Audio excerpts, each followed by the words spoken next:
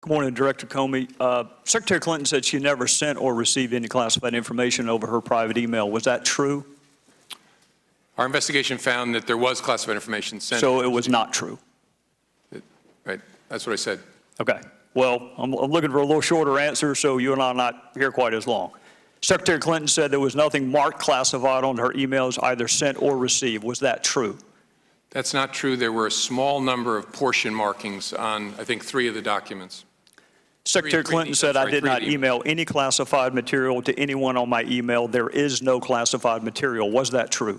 There was classified material emailed. Secretary Clinton said she used just one device. Was that true? She used multiple devices during the 4 years of her term as Secretary of State.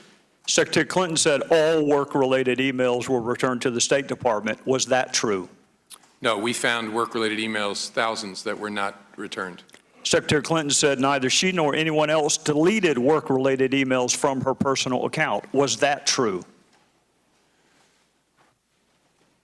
That's a harder one to answer. We found traces of work-related emails on devices or in Slack space, whether they were deleted or whether when a server was changed out, something happened to them. There's no doubt that there were work-related emails that were removed electronically from the email system. Secretary Clinton said her lawyers read every one of the emails and were overly inclusive. Did her lawyers read the email content individually? No. Well, in the interest of time, and because I have a plane to catch tomorrow afternoon, I'm not going to go through any more of the false statements, but I am going to ask you to put on your old hat. False exculpatory statements, they are used for what? Well, either for a substantive prosecution or for evidence of intent in a criminal prosecution. Exactly. Intent and consciousness of guilt, right? Is that right? Right. Consciousness of guilt and intent.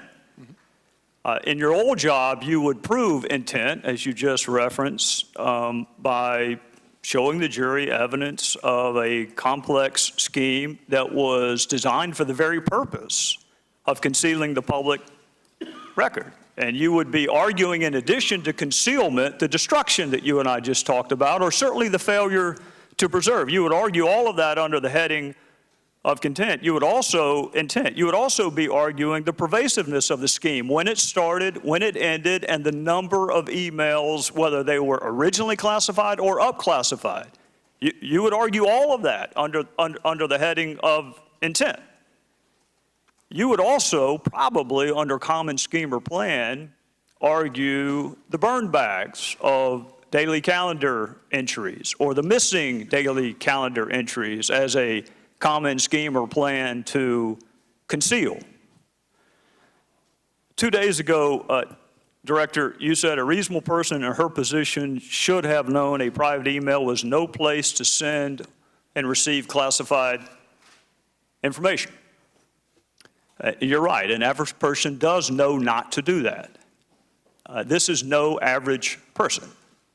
This is a former First Lady, a former United States Senator, and a former Secretary of State that the President now contends is the most competent, qualified person to be president since Jefferson.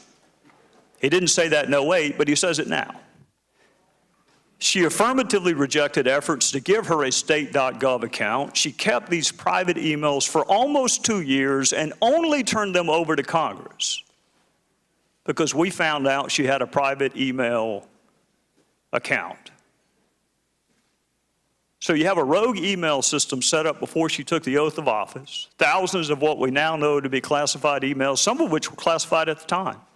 One of her more frequent email comrades was in fact hacked, and you don't know whether or not she was.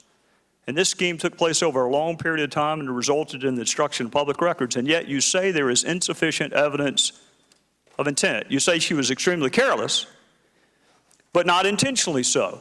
You and I both know intent is really difficult to prove. Very rarely do defendants announce, on this date, I intend to break this criminal code section.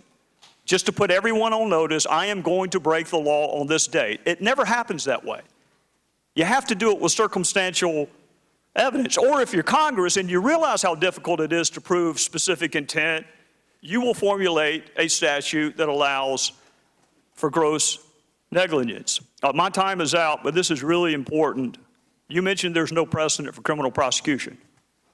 My fear is there still isn't. There's nothing to keep a future Secretary of State or President from this exact same email scheme or their staff. And my real fear is this. It's what the chairman touched upon. This double-track justice system that is rightly or wrongly perceived in this country. That if you are a private in the Army and you email yourself classified information, you will be kicked out. But if you are Hillary Clinton and you seek a promotion to Commander-in-Chief, you will not be. So what I hope you can do today is help the average person, the reasonable person you made reference to, the reasonable person understand why she appears to be treated differently than the rest of us would be.